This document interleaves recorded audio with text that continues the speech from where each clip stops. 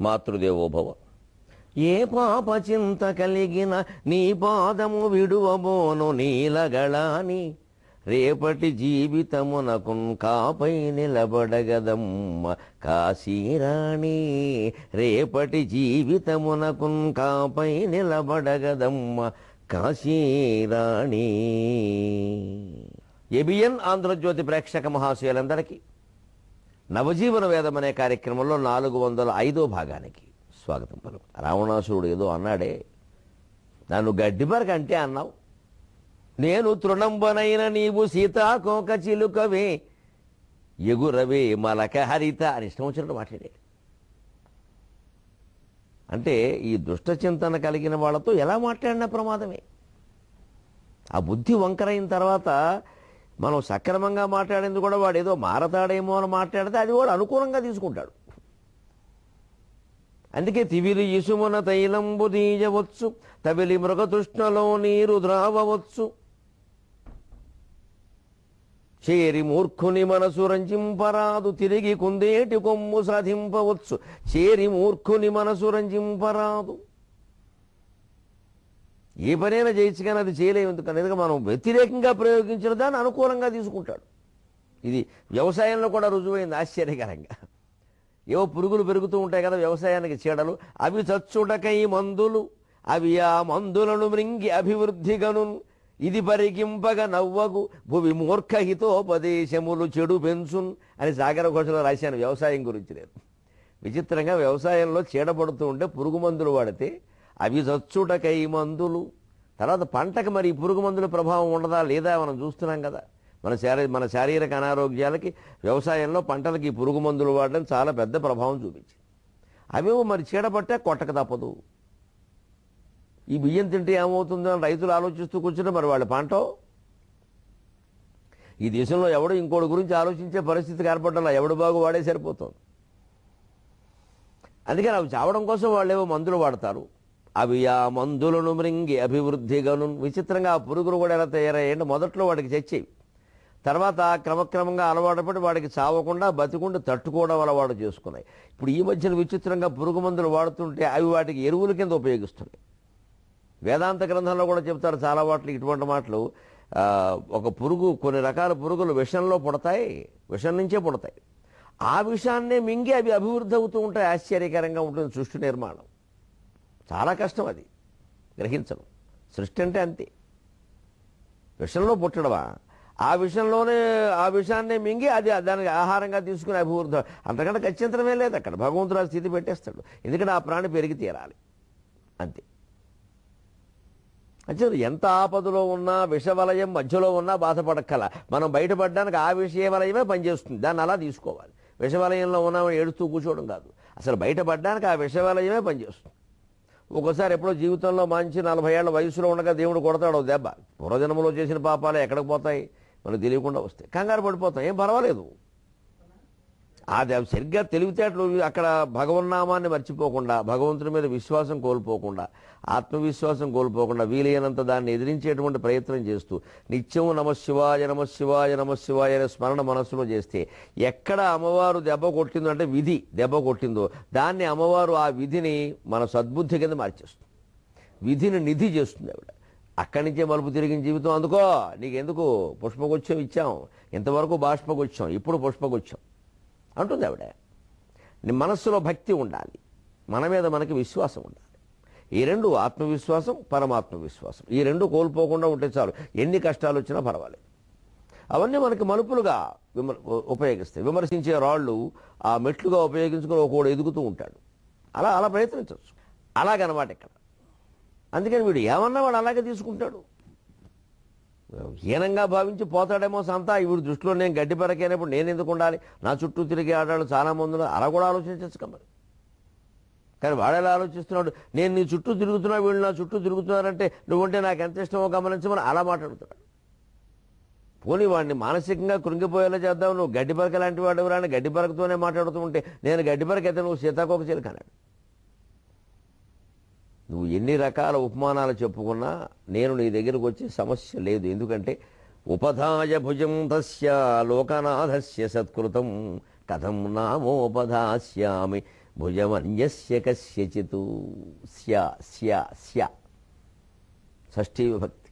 యస్య షష్ఠీ సహ యస్య షష్ఠీ చతుర్థీ చ విహస్య చ విహాయ చ అని సంస్కృతంలో చమత్కార శ్లోకం ఉంటుంది. షష్ఠీ విభక్తి విభక్తికిను నామవాచకం విభక్తి పదానికి క్రియాపదానికి తేడా తెలియకపోతే ఆ అజ్ఞానంలో ఉంటే వచ్చే ఇబ్బందులు ఇవి.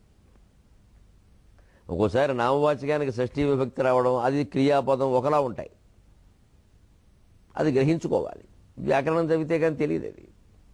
దాని మీద ఒక చమత్కార శ్లోకం ఉంది. ఏదో ఒక సంస్కృతంలో బాగా పండితురాలైన ఒక అమ్మాయి ఇందులో బాగా చదువుకుంది. ఓరియంటల్ కాలేజీలో చదివింది BA. అమ్మాయి కాస్త మరి తనకంటే కాస్త మొక్కున్నవాడు చేసుకోవాలని అనుకుంటుంది కదా, తప్పేముంది. ఎవరో వచ్చే ఆయన చదువుకున్నారండి సంస్కృతం అన్నారు. ఈ అమ్మాయి మీద ఏదైనా మోజుపడ్డారేమో చెప్పేశారు వాళ్ళు. చదువుకున్నారంటే ఒప్పుకుంటుంది కదా. ఆ అమ్మాయి ఏదో పరీక్ష పెట్టడం కోసం ఏదో విహస్య అంది. అంటే అది ఏ విభక్తి అంటే షష్ఠీ విభక్తి అన్నట్టు. విహస్య అంటే వికటంగా నవ్వి అని అర్థం. అది స్వార్థక క్రియ, అంతేగాని షష్ఠీ విభక్తి కాదు. మళ్ళీ ఏదో చెప్పి విహాయ అంటే విడిచిపెట్టారు. దాచి పెడితే విహాయ షష్ఠీ విభక్తి, రామాయ షష్ఠీ విభక్తి, చతుర్థీ విభక్తి. కాబట్టి విహాయ విహాభ్యాం అంటాడు అనమాట వాడు. అలాగే విహస్య రామస్య రామజోహ రామాణం విహస్య విహజోహ విహాణం అన్నట్టుగా విహస్య అంటే షష్ఠీ విభక్తి అన్నట్ట. విహాయ అంటే చతుర్థీ విభక్తి అన్నట్ట. యస్య షష్ఠీ చతుర్థీ చ విహస్య చ విహాయ చ ద్వితీయామహం కథం అంటుంది ఆవిడ. ద్వితీయాస్యామహం కథం. యస్య భార్య ద్వితీయా చ ద్వితీయాస్యామహం కథం.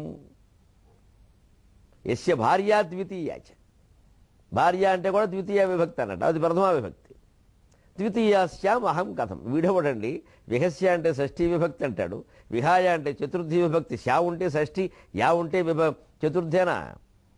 ఎందుకంటే మన తెలుగు ఉపాధ్యాయులు కూడా చేసేటువంటి ఒక పొరపాటు పని, పిల్లలకి 7, 7, 8 తరగతుల్లో సమాసాలు చెప్పవలసి వస్తే కలది, కలవాడు, బహువ్రీహి అలాంటి బండ గుర్తులు నేర్పకూడదు.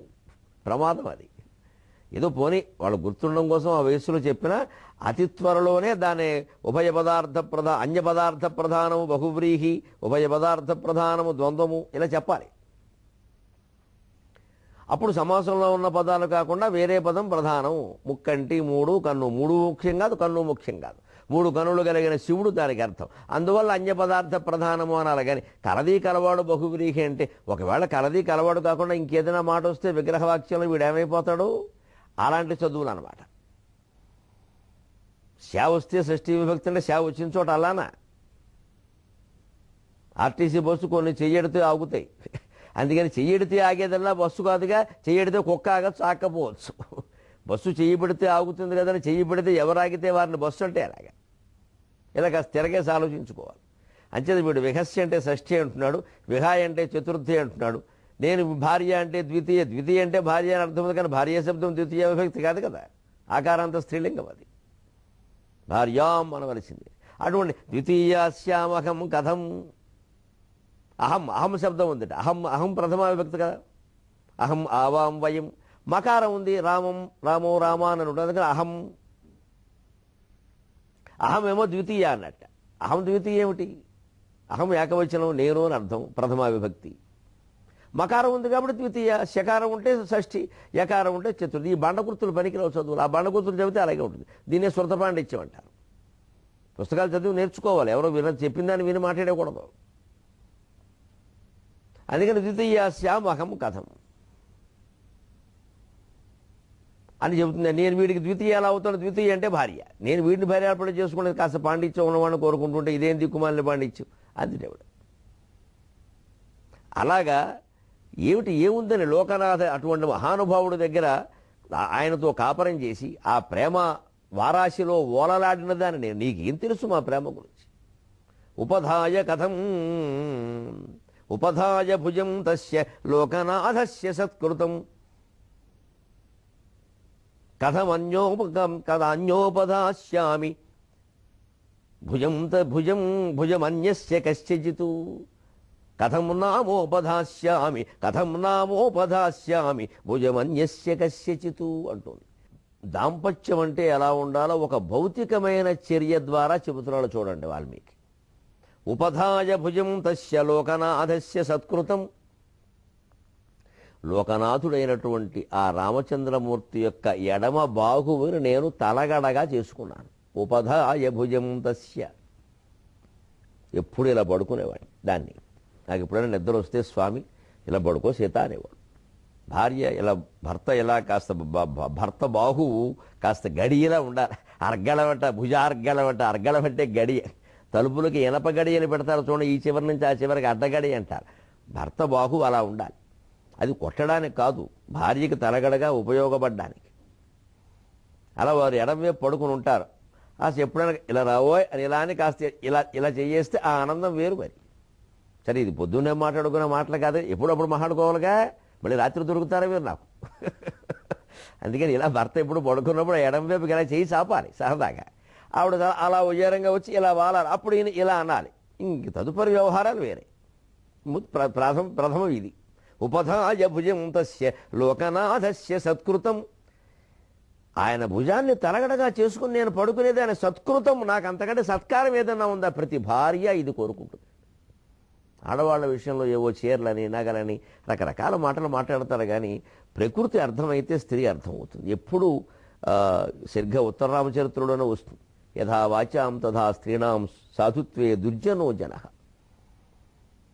వాక్కులలో ఉండే సాధుత్వాన్ని అంటే సజ్జనుల మాటలకు అర్థాన్ని గ్రహించడంలోనూ స్త్రీల సాధుత్వాన్ని నిర్ణయించడంలోనూ ఎప్పుడూ మనిషి దుష్టంగానే ఆలోచించాడంటాడు భవభూతి ఉత్తర రామచరిత్ర. ఎప్పుడూ సరైన ఆలోచన చేయటం ఏదో వంకర వ్యాఖ్యానమే ఆడవాళ్ళ గురించి. అసలు మనస్సులోనే ఒక అల్పభావన ఉంది, ముందు అది పోవాలి. స్త్రీ అంటే ప్రకృతి స్వరూపిణి. ఏదో కొంత చాంచల్యం పొరపాట్లు ఉన్నా దాన్ని సర్దుకోవలసిందే, సహించవలసిందే. ఆ కాస్త సర్దుకుని ప్రేమించగలిగితే బంగారు తల్లుల్లో ఉంటారండి. బంగారు తల్లులు భర్త దగ్గర బంగారు వల్లులు. వల్లి అంటే అల్లుకుపోవడం. మంచిది. మనం సరిగ్గా ఉంటే వారు బంగారు వల్లి, ఉండకపోతే బల్లి, అంతే. ఇంక ఉపధాయ భుజం తస్య లోకనాథస్య సత్కృతం. ఆయన ఇలా భుజం చేరవేస్తే నేను అందులో పడుకునేదాన్నయ్య. అంతకంటే సత్కారం ఉందా నాకు? అంతకంటే నేను కోరుకునేది ఉందా? కథం నామ ఉపధాస్యామి భుజమన్యస్య కస్యచిత్. అంతటి గౌరవాన్ని, అంతటి సత్కారాన్ని, అంతటి ప్రేమని, అనురాగాన్ని అందుకున్న నేను దిక్కుమాలిన వాడివి నువ్వెవడు అయ్యాసను నీ దగ్గరికి రమ్మడానికి? నీకు ఊహెలా వస్తుంది, నాకు వినడానికి అసఖ్యంగా ఉంది మాట. అన్యస్య కస్యచిత్, ఆ కస్యచిత్తులో ఉందండి. దీన్ని కొంచెం కశ్చిత్ అని కూడా వాడతారు. దాని నుంచే తెలుగులో ఒక జాతీయ ఎవడో కశ్యన్న, ఎవడో కశ్యన్న. కశ్యన్న హిందీలో కోన్ కిస్క అంటారు. ఎవడో కోన్ కిస్క, తెలుగులో ఎవడో కశ్యన్న. ఈ కశ్యన్న ఎవడో ఎక్కడి నుంచి సంస్కృతంలో కశ్చన అని వచ్చింది. ఎవరో ఒకనొకడు అర్థం. కశ్చన, కాచన ఎవరో ఒకతే, కించన ఏదో ఒకటి, అలా ఉంటాయి ప్రయోగాలు. అలాగే ఆ కశ్చనే శాకింద చావత్తు తెలుగులో కశ్యన్న అయింది. ఎవడో కశ్యన్న గడు పోవాయా. మనం ఏదో మామూలు తెలుగులో వెంకాయ, ఎవడో వెంకాయ అంటాం. మనం వెంకాయ ఉన్న వాళ్ళందరూ బాధపడకూడదు అంటారు, ఏదో మాట అలాగా భుజం అన్యస్య కశ్యచిత్, ఎవడా కశ్యన్న. అడ్డమైన వాళ్ళు భుజాల మీద పడుకుంటాను. నేను రామచంద్రమూర్తి భుజాన్ని తలగడాగా చేసుకున్నవాడిని. అసలు ఆ తలగడాగా చేసుకోవడం ఎలాంటిదో, ఆ భుజం గొప్పతనం ఏమిటో, ఆ భుజాన్ని రాముడే స్వయంగా ఇలా చాపి సీతను పడుకోమన్నప్పుడు ఏమన్నాడో, ఎంత అందంగా పిలిచాడో ఉత్తర రామచరిత్రలో చెబుతాడు భవభూతి. ఆ వివాహ సమయాత్ గృహే వనే శైశవే తదను యౌవనే పునక. ఎంత అందంగా ఉంటుందో ఆ ఛందస్సు కూడా. ఆ వివాహ సమయాత్ గృహే వనే శైశవే తదను యౌవనే పునక రామబాహు స్వాపకేతురనుభాశ్రితోన్యయ స్వాపకేతురనుభాశ్రితోన్యయ రామబాహురుపధానమేషతే సీతే రామబాహురుపధానమేషతే సీతే. ఉత్తర రామచరిత్రలో ఆ ప్రథమాంకంలోనే కొంచెం దాటా కొలేతే ఈ సీతారాములు, సీత అప్పుడు గర్భవతిగా ఉంది. సరదాగా ఆవిడ కాస్త నడిచినట్టుగా ఉంటుంది, రాముడు కూడా ఉంటాడు. ఇవన్నీ దృష్టిలో పెట్టుకుని రాముడు ఒక ఏర్పాటు చేశాడు. ఆ రామాయణ దృశ్యాలు, ముఖ్యంగా సీత లంకలో ఉన్నప్పుడు మరి ఇక్కడ సుగ్రీవుడు, మైత్రి, వాలివధ ఇవన్నీ ఆవిడకి తెలియవు కదా. అవన్నీ బొమ్మలు వేయించారు, చిత్రాలు, గోడల మీద బొమ్మలు. రామాయణ కథా చిత్రాలు, వనవాసం వెళ్ళడం దగ్గర అంత ముందనే ఆవిడ తెలుసున్నది. దగ్గర నుంచి అన్ని రావణాసురుడు ఎత్తుకుపోవడం, ఆక్రందన, అక్కడి నుంచి జటాయువు, ఇవన్నీ అలాగే వాలి సుగ్రీవుల రామసుగ్రీవుల మైత్రి, వాలివధ, హనుమంతుడు సముద్రం దాటి రావడం, ఇవన్నీ అలా బొమ్మలు వేయించారు. అమ్మవారిని సరదాగా ఇలా చిటికన వేలు పట్టుకుని నడిపించుకుంటూ తీసుకెడుతున్నాడు రామచంద్రమూర్తి. ఒక్కొక్క దృశ్యం చూపిస్తున్నాడు. అక్కడ ఎన్ని చోట్ల ఎన్ని భావోద్వేగాలకు ఆ దంపతులు లోనయ్యారో. ముఖ్యంగా లక్ష్మణుడు కొన్ని చోట్ల సిగ్గుపడడం, కొన్ని చోట్ల ఉద్వేగానికి లోనవ్వడం, కొన్ని చోట్ల కోపం కూడా రావడం, ఇవన్నీ ఉత్తరరామ చరిత్ర ప్రథమాంకంలో చదివి తీరవలసిన దృశ్యాలండి. ఆచార్య బేతవోలు రామబ్రహ్మం గారి అద్భుతమైన సజీవ వ్యావహారిక భాషా వ్యాఖ్యానంతో ఉత్తరరామ చరిత్ర ఉంది. కొనుక్కుని చదవండి, ఎవరి దగ్గర తీసుకోకండి, కొనుక్కుని చదవండి. అప్పుడే పుణ్యం, అప్పుడే అది ఆస్వాదన చేతనం. నేను చదివి మీకు చెబుతున్నా, సంపూర్ణంగా చదివాను. అది కూడా నాకు నియమం ఏమిటంటే కొంతకు ఉపయోగపడుతుందని చెబుతున్నా. సరిగ్గా ఈ టీవీ షూటింగ్లకి బయలుదేరినప్పుడు ఆ సంచిలో నేను నియమం పడిన సంస్కృత నాటకం ఒకటి పెట్టుకోవాలి అని పెట్టుకున్నాను. అలాగే ఇప్పటికీ ఉత్తరరామ చరిత్ర, అనర్ఘ రాఘవం, విక్రమవార్వశీయం ఎన్ని అయిపోయి, మృత్యకటికం, ఇప్పుడు వేణీ సంహారం నడుస్తోంది భట్టనారాయణ, అది కూడా రామబ్రహ్మం గారి వ్యాఖ్య. అలా ఎన్నో నాటకాలు నేను టీవీ షూటింగుల కారణంగా, ఎందుకంటే గంట ప్రయాణం జూబిలీ హిల్స్కి రావాలి సైనిక్పూర్ నుంచి, గంట వెళ్ళడం, మధ్యలో ఏదో రద్దీ. ఏ రద్దీ అయితే మనకే డ్రైవరు నడుపుకునేది, డ్రైవరు కారు ఏమో ఏబిఎన్ వాళ్ళది, నా సొంతమా, నేను కూర్చుంటాను సుఖంగా, ఏసీ ఉంది, ఓ పుస్తకం చదువుకుంటాను. అలా ఉత్తరరామ చరిత్ర క్షుణ్ణంగా చదివాను. హైదరాబాద్ వచ్చి 5 ఏళ్ళు అయింది. 5 ఏళ్లలో ఎన్ని నాటకాలు, ఎన్ని కావ్యాలు, టీవీ షూటింగ్ల కారణంగా. అందులో ట్రాఫిక్ జాముకు నేను మనసారా కృతజ్ఞతలు చెప్పుకుంటున్నా. ట్రాఫిక్ జామ్ కారణంగానే చదవగలిగాను. ఎవరన్నా బాధపడతారు, నాకు బాధ లేదు. జామ్ అయితే నాకు ఆనందం. అలానే ప్రత్యేకించి గంతులేసేది ఏం లేదు. దాన్ని వినియోగించుకునే విధానం తెలిసినప్పుడు ఏదైనా ఆనందమే జీవితంలో. రైలు ఆలస్యమైతే బాధపడతాను, నేను బాధపడను. నేను పుస్తకం తీసుకు కూర్చుంటాను. ఇంటికి వెళ్ళాక ఏ పని చేస్తాము, మొహం కడుక్కో, ఇక్కడ కూడా వీలైతే కడుక్కో, స్నానం చేయకూడదు, పుస్తకం చదువు, ఆ పుస్తకం కూడా చదివేసుకో, అయిపోయింది. ఏదో భోజనాలు టిఫిన్లు వీలు కావేమో కానీ చదువుకోవడం వీలవుతుంది కదా, ఇంటికి వెళ్ళాక చేసేసుకో. దీని గురించి ఊరికే అటు తిరగా ఈ రైళ్ళు ఇంతే ఎందుకు, ఈ భాగవతం మనం ఎన్నన్నా అది మారదే, మనకి రక్తపోటు రావడం తప్ప. ఆ సమయాన్ని సద్వినియోగం చేసుకునే విధానం తెలిస్తే, ఏ క్షణంలో ఎలా ఉండాలో తెలిస్తే ప్రతిదీ రసమయంగానే ఉంటుంది. జీవితం నస ఉండదు. రైలు ఆలస్యం కూడా మన పుణ్యం, రైలు పెందలాడే వెళ్ళడం కూడా మన పుణ్యమే. ఆ చదువుకునే అలవాటు ఉండాలి. జపం చేసుకో కూర్చుని, ఎంత పుణ్యం అండి, ఎంత గొప్ప విషయం అండి. ఏమీ చేయకుండా సొల్లు కబుర్లు పెట్టుకోవడం, దేశాన్ని తిట్టుకోవడం పని లేక. ఈ దేశం ఇలా అవడానికి మనం కారణం కదా. అలాంటి చదివితే ఉత్తరరామ చరిత్ర చదివితే దొరికిన శ్లోకం ఇది. పైగా చదివేటప్పుడల్లా ముఖ్యమైన శ్లోకాల నెంబర్లు వెనకాల వేసుకుని మళ్ళీ మర్నాడు దాన్ని చదివినప్పుడు ఇందులోంచి ఒక 4 శ్లోకాలు ఓసారి ఓ రౌండ్ వేసేసి మళ్ళీ కథలోకి వెళ్ళడం. ఖచ్చితంగా అలా పుస్తకం పూర్తయ్యేలోగా 10-15 ఆవృత్తులు ముఖ్యమైన శ్లోకాలు అయిపోతే బుర్రలో ఉండవండి. ఇప్పుడు గుర్తొచ్చింది, ఇప్పుడు వదులుతున్నా, మీరు అదృష్టవంతులు. ఉపధానం ఆ తరగడ ఎటువంటిదో రాముడే చెబుతున్నాడు స్వయంగా.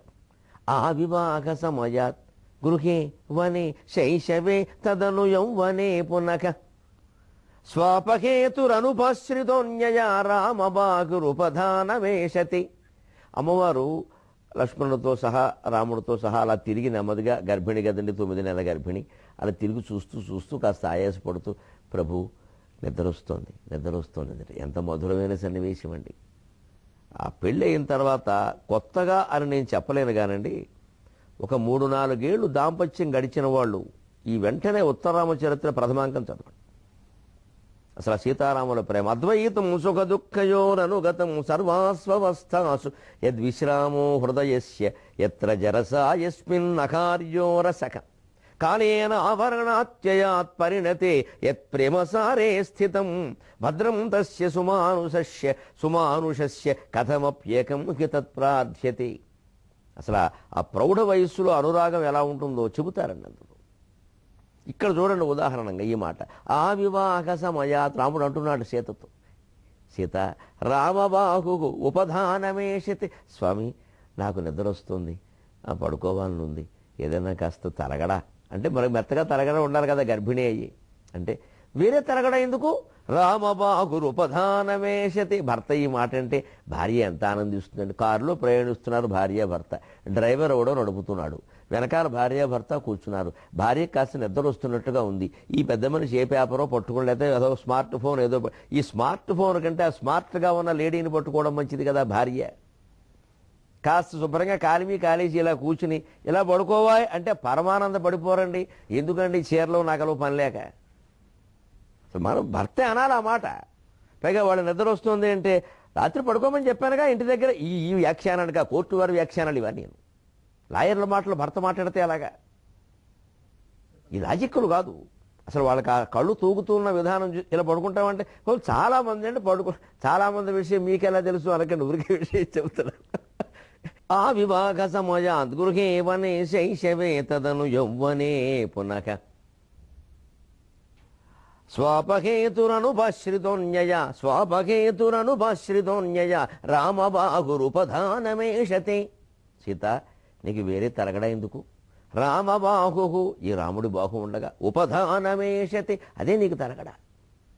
ఎంత పొంగిపోయి ఉంటుంది అమ్మవారు. పైగా ఏమంటున్నాయంటే ఇది ఏమన్నా నీకు కొత్త తరగడా? ఎందుకంటే కొంతమంది మనుషులు ఆడమగా కూడాను రైళ్లలో తరగడాలు తెచ్చుకోవడం చూస్తాను. మరి విచిత్రం, ఈ సామాన్య బరువు అంటే ఇదేమిటంటే వాళ్ళ ఇబ్బంది ఏమిటంటే ఆ తరగడా మీద తప్పితే వాళ్ళకి నిద్ర పడదు. వాళ్ళ బాధ వాళ్ళది. మరి జీవితాన్ని ఇంత బంధం పెంచుకోకూడదమ్మా. ఈ పని ఆడవాళ్ళు ఎక్కువ చేస్తారు, మగాళ్ళు కూడా ఉన్నారు. అంత పెంచుకోకూడదు. దాన్నే ఓవర్ అంటే అది అతి చేయకూడదు. ఆ తరగడ లేకపోయినా పడుకోగలగాలి. ఇంకా అది ఉంటే కానీ నిద్ర పట్టదన్నాం, దాన్ని కూడా మోసిగడుతూ ఉన్నాం. చివరికి వచ్చే జన్మలో తలగడాలు మూకునేవాడి కింద పుడతాం. ఈ బంధాలు పెరగనీయకూడదు, అలాగా అలా ఉండాలి. కానీ కొంతమంది ఉంటారు పాపం. అందుకే నేను ఒకసారి అంటున్నాడు, నీకు కొత్త తలగడ అనుకోకల. ఎందుకంటే ఆ వివాహ సమయాత్, పెళ్ళయింది మొదలు ఏనాడైనా నువ్వు అసలు వేరే పడుకున్నావా ఇలా నా భుజం మీద పడుకోవడం తప్ప. ఆవిడకి అప్పుడు 6 ఏళ్ళు, ఈయనకి 13 ఏళ్ళు. 9 ఏళ్ళకో 10 ఏళ్ళకో కాపురానికి పంపుంటారు. మనకేం తెలుసా లెక్క, అంతే ఇంచుమించు అంతే కదా. ఆ చిన్నపిల్లగా ఉన్నప్పుడు కూడా పడుకుంది అలాగా. అందుకే ఇక్కడ ఉంటాడు చూడండి, గృహే ఇంట్లో, వనే అరణ్యవాసం చేసేటప్పుడు, శైశవే బాల్యంలో కూడా, బాల్యంలో సీత రాముడి భుజం మీద పడుకోవడం ఏమిటండి అంటే సీతాదేవి 9-10 ఏళ్ల వయస్సులోనే కాపురానికి వచ్చింది. అదే ఉద్దేశం. శైశవే తదను యౌవనే, మళ్ళీ యౌవనానికి వచ్చాక 16 ఏళ్ళప్పుడు కూడా అంతే కదా. వనే 25 ఆవిడకి 25 ఆవిడకి 18 ఏళ్ళు, ఆయనకు 25 ఏళ్ళని ఆవిడే చెప్పింది అరణ్యకాండలో. అందుకని 18 ఏళ్ల వయస్సులో నువ్వు, 25 ఏళ్ల వయస్సులో నేను వనవాసానికి వెళ్ళావు, అప్పుడు కూడా అది ఇదే భుజం కదా.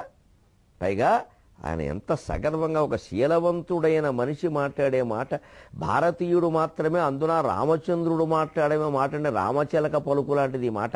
ఆ మాట చూడండి, అనుపాశ్రితో అన్యయ, ఇంతవరకు మరే స్త్రీ ఈ భుజం మీద ఇక్కడ పడుకోలేదు. అప్రయత్నంగా సీత ఒళ్ళు పొంగిపోతుంది, ప్రతి రోమం కూడా. అది వాళ్ళ ప్రేమ. అప్పుడు భర్తని ప్రేమించమని, భార్యని ప్రేమించమని ఉపదేశాలు చేయాలా, సినిమాలు చూపించాలా, కథలు చెప్పాలా? ఇది భర్త చేతిలో ఉంది, భార్య చేతిలో ఉంది. మన చేతిలో ఉన్నదాన్నే మనం చేసుకోలేకపోతున్నాం. చేతులారా తగాదాలు తెచ్చిపెట్టుకుంటున్నాం. అహంకారాలతో కొందరు, ఐశ్వర్యం వల్ల కొందరు. ఈ బాల్యంలో, యవ్వనంలో, పెద్ద ప్రౌఢ వయస్సులో అన్ని చోట్ల నువ్వు దీని మీదే పడుకున్నావు కదా. పైగా అది ఎవరికి మరొకరికి హక్కు లేదు కదా, ఈ జన్మంతా నీకోసమే కదా. ఈ మాట చాలు కదండి భార్యకి. ఇంకా అన్నం తింటారా మళ్ళీ? నువ్వు ఆ అన్నం ఖర్చు కూడా కలిసి వస్తుంది. రామబాగురుపధానమేషతే, ఇది అనురాగం. అదే భావాన్ని, ఆ అవినాభావ సంబంధాన్ని విశ్వనాథ వారు ఎంత అందంగా చెబుతున్నారో చూడండి. పతియు జలంబు నేనును ప్రవాహము, పతియు జలంబు నేనును ప్రవాహము, రాఘవుడ ఆకశంబు నేనతి మృదుగీతి, రాఘవుడ ఆకశంబు నేనతి మృదుగీతి, ఇంద్రుడగు నాయన నేను హవిస్సో, ఇంద్రుడగు నాయన నేను హవిస్సో, వేద సంతతి అతడు ఈశ్వరంబు, వేద సంతతి అతడు ఈశ్వరంబు, వసుధాపతితారసమూర్తి, వసుధాపతితారసమూర్తి, స్థాయి నేను అతనికి నాకునైన అవినాస్థితి, దుస్థితి పొందదెప్పుడు, అతనికి నాకునైన అవినాస్థితి దుస్థితి పొందదెప్పుడు. రామాయ రామభద్రాయ రామచంద్రాయ వేధసే, రఘునాథాయ నాథాయ సీతాయా పతయే నమః. ఆయన నీరైతే నేను ప్రవాహం. ఆశ్చర్యకరమైన ఉపమానం ఉండి వాల్మీకి వాడాల, మనవాడు విశ్వనాథ వాడేటిది. నా దేహం ఎప్పుడు విజయవాడలో ఉంది, నా దేహం విజయవాడలో ఉంది, మారుతీనగర్లో ఉంది, ఇక్కడ లేదు స్టూడియోలో. అంత ప్రేమ ఆ మాట అంటే ఆయనంటే. ఆయన జలం, నేను ప్రవాహం. ఏం గొప్ప మాట అండి. ఏ జలంతో కాళ్ళు గడిగితే ఈ మహాకవి రుణం తీరుతుందండి జాతికి. మర్చిపోతున్నా మహాకవి. నీరు ప్రవహించాలంటే శక్తి ఉండాలి, వాయుశక్తి. ఆ శక్తి సీత. ఆ శక్తి లేకే రాముడు యుద్ధరంగంలో 7వ రోజున కొంచెం తడబడ్డాడు. అప్పుడు ఆదిత్య హృదయం చెప్పాల్సి వచ్చింది. అది కీలకం. అది విశ్వనాథ మాట. నేను ప్రవాహము, ఆయన ఆకాశం, నేను అందులో ఆ ఆకాశంలో ఆ శూన్యం అనుకునే భాగంలో ఆ మబ్బుల కింద సన్నని గాలి వేస్తే ఆ గాలిలో వినపడే గొప్ప సంగీతం నత మృదుగీతి. ఆయన ఇంద్రుడగున ఆయన, నేను హవిస్సు, ఆ ఇంద్రుడికి సమర్పించే హవిస్సు నేను. ఈ జీవితం మరొకరికి సమర్పణ కుదరదు. ఆ అద్వైత మూర్తికి సమర్పించినటువంటి శరీరాన్ని అనాకానీగాళ్ల కోసం వినియోగిస్తావా రావణ, నీది వృధా వేదన. నిన్నెవడు అంగీకరించేవాడు లేడు ఇక్కడ. ఇది సీత సాధ్యత్వం, ఇది పద్యం, ఇది విశ్వనాథ, ఇది తెలుగు భాష. అది పద్ధతి. వేద సంతతి అతను వేదం, నేను స్వరం లేకపోతే వేదం ఏమిటి? స్వరప్రధానం వేదం. స్వరం తప్పుడితే గొప్ప పేలిపోయేది అసలు. అందుకే వేద సంతతి అతడు ఏ స్వరంబు. అంతేకాదు గొప్ప మా కావ్యానికి సంబంధించిన మాట వసుధాపతి తా రసమూర్తి. ఆయన ఒక రసం, నేను దానికి స్థాయి భావం. ఆయన శృంగార రసం అయితే నేను రతి, ఆయన వీరరసం అయితే నేను ఉత్సాహం, ఆయన హాస్యరసమైతే నేను ఆయన పదవులపై విరిసే చిరునవ్వు. మమ్మల్ని ఎవరు విడదీస్తారయ్యా? అతనికి నాకు నైనా అవినాస్థితి దుస్థితి పొందదు ఎప్పుడు. అది ఎప్పుడూ దుస్థితి కలగదు దానికి. నీ వృధాయాసం అంతా పక్కన పెట్టు అని చెప్పింది. ఇది శీలం, ఇది సత్ప్రవర్తన. ఇప్పటికి సీతాయా చరితం మహత్ అంటున్నామంటే కారణం అది. సెలవు.